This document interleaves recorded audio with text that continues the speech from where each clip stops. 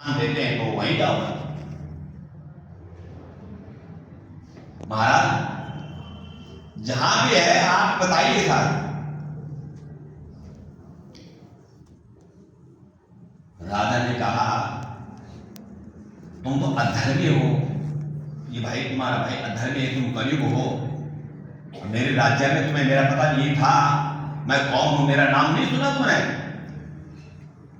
मैं राजा पांडवों का पौत्र राजा परीक्षित हूं, मेरा तुम्हें भय नहीं था। कलयुग ने कहा महाराज आप राजा हो चाहे जो भी हैं, पर मैं तो आपकी प्रजा हूं, अब मैं जाऊं तो कहां जाऊंगा बताइए। अरे राजा की यहां देखो, इस संसार में अधर्मी भी है और धर्मी भी है, पापी भी है, पुण्य आत्माएं भी है, सब इस संसार में है। अब राजा किस को यहां से निकालेगा बताइए, किस को निकालेगा यहां से। कलयुग करने लगा महाराज हम जाए तो कहां जाए बता, प्रजा को आपकी है महाराज, हमें स्थान दीजिए। तो राजा परीक्षित ने कहा ठीक है तुम्हें हम 4 स्थान देते हैं। द्यूतम पानक्रिया सोना, जहां जुआ खेला जाता है, स्त्रियां वैशाल्य, और मदिरा पान जहां होता है वहां जहां दारू पी जाते हैं, और कसाई के घर, हाँ कसाई, ये 4 स्थान तुम्हारे लिए है, यहां तुम्हारा निवास होगा। अब कलयुग कहने लगा महाराज आपने तो 4 मकान दिए, 4 घर दिए, हमने 4 कमरे दिए हैं, ये 4 कमरे तो हमारे लिए बहुत कम है। मेरा भाई है, उसके बच्चे हैं, उसके बच्चे हैं, उसके भी बच्चे हैं, हमारा इतना बड़ा परिवार कहां रहेगा। हमें और स्थान दीजिए जहां भी आप बाकी आपकी इच्छा है। तो राजा परीक्षित ने कहा हे राजन सोने में तुम्हारा निवास होगा। अब राजा कलयुग ने सोचा अब तो राजा ने हमें सबसे पहले अपने सिर पर बिठा लिया, सोने में निवास दे दिया। सोना सोना सोना कौन सा सोना है वो? सोना है पर कौन सा सोना? अरे जो चोरी किया हुआ सोना होता है उस सोने में तुम्हारा निवास होगा।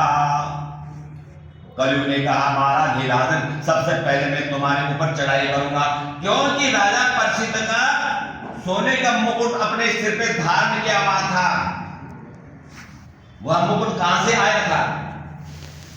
अरे राजा परीक्षित के सिर पे सोने का मुकुट था, कौन सा मुकुट था वो?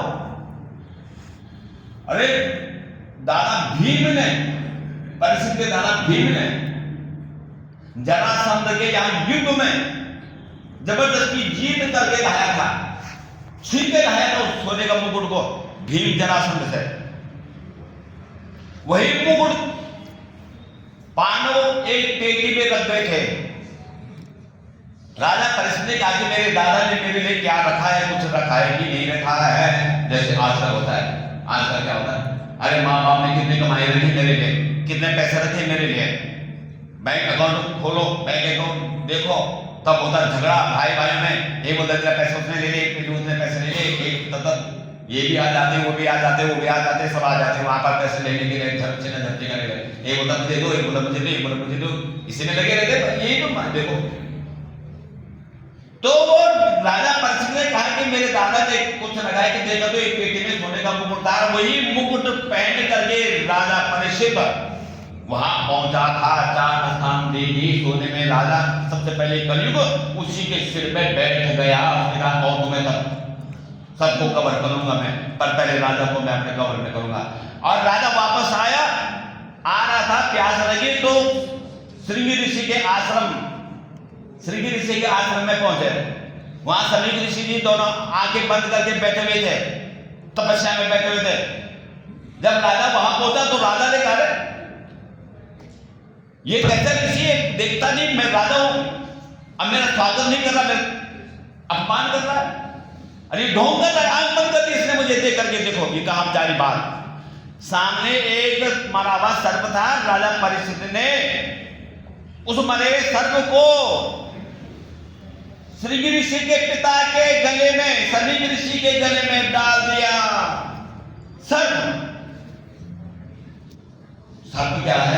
पृथ्वी को काल कहा गया है। देखो सर्प डाल दिया तो कर्म यहां पर आता है। कर्म देख लो, कर्म क्या है, किसने किया? राजा ने किया। कर्म किया, क्या कर्म किया कि मारा हुआ सर्प ऋषि के गले में डाल दिया। श्रृंगी ऋषि नदी के किनारे और ऋषि बालों के साथ खेले थे। तब तक एक ऋषि कुमार पहुंचा नदी के किनारे पर। श्रृंगी ऋषि से कहा कि अरे तुम्हारे पिता के गले में कोई जो है सर्प डाल दिया, कोई सर्प डाल दिया। वही श्रृंगी ऋषि ने अपने हाथ में पानी लिया और कहा कि जिसने मेरे पिता के गले में सर्प डाला, आज से 7 दिन तक्षक नाग आकर के 10 देगा।